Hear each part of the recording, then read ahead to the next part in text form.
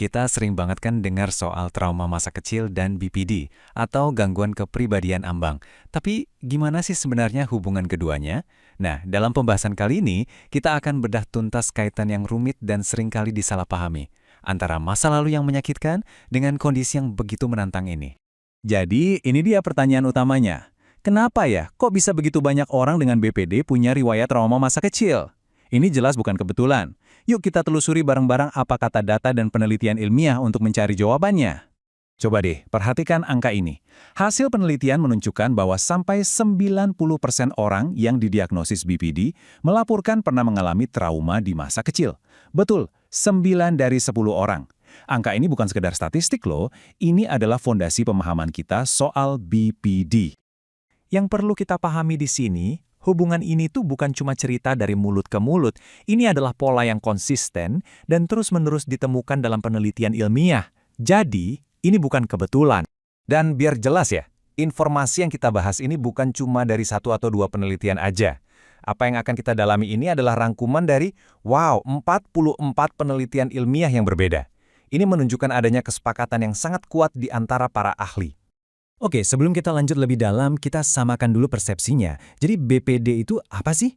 Gampangnya, BPD itu sebuah kondisi di mana emosi rasanya seperti roller coaster, sering bertindak impulsif, kadang merasa hampa atau bingung dengan jati diri, dan hubungan dengan orang lain seringkali terasa sangat intens dan bergejolak. Nah, sekarang kita coba intip mesin di baliknya. Gimana sih cara kerjanya? Apa yang sebenarnya menjadi jembatan psikologis yang menghubungkan luka masa lalu dengan gejolak di masa sekarang? Dan disinilah kuncinya. Ternyata hubungannya itu nggak sesederhana A menyebabkan B. Trauma itu nggak secara langsung menciptakan BPD. Ada sebuah jembatan di tengah-tengahnya, dan jembatan itu namanya disregulasi emosi. Apa sih disregulasi emosi itu? Sederhananya gini, ini adalah kesulitan untuk mengendalikan atau mengatur respons emosi. Analogi paling gampangnya, bayangin aja kamu punya tombol volume buat emosi. Tapi tombolnya itu rusak, macet di volume paling kenceng, dan susah banget buat dikecilin.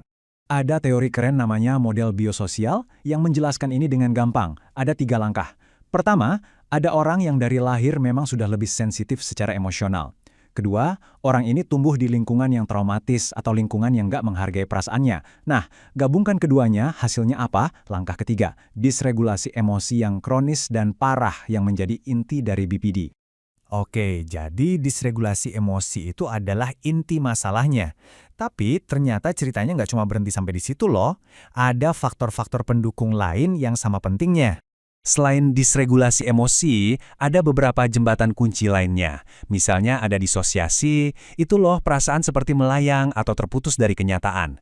Lalu ada ketidakpercayaan epistemik, yang intinya adalah kesulitan mendasar untuk percaya pada orang lain. Ada juga keterikatan yang tidak aman, yang membuat sulit sekali untuk membangun hubungan yang stabil. Dan terakhir, defisit mentalisasi, yaitu kesulitan untuk membaca pikiran dan perasaan diri sendiri dan juga orang lain.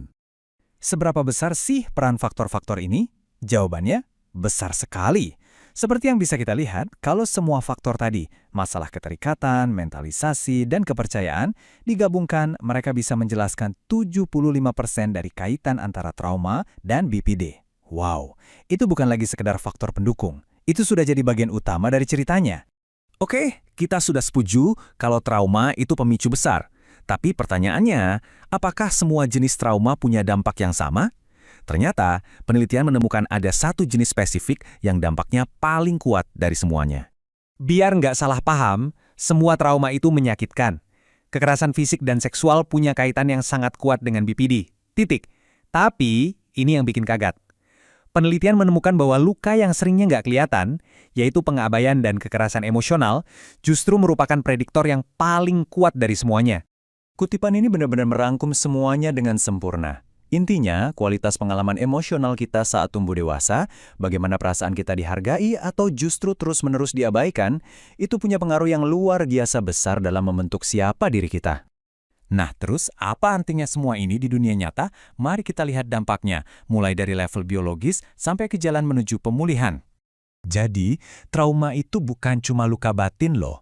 Luka ini benar-benar meninggalkan jejak fisik di otak dan tubuh kita. Penelitian menemukan perubahan nyata pada sistem stres tubuh, pada jalur-jalur di otak yang mengatur emosi, dan bahkan pada area yang berfungsi sebagai rem untuk menahan tindakan impulsif. Nah, inilah alasannya kenapa memahami riwayat trauma seseorang itu bukan lagi sekedar penting, tapi wajib hukumnya bagi para profesional.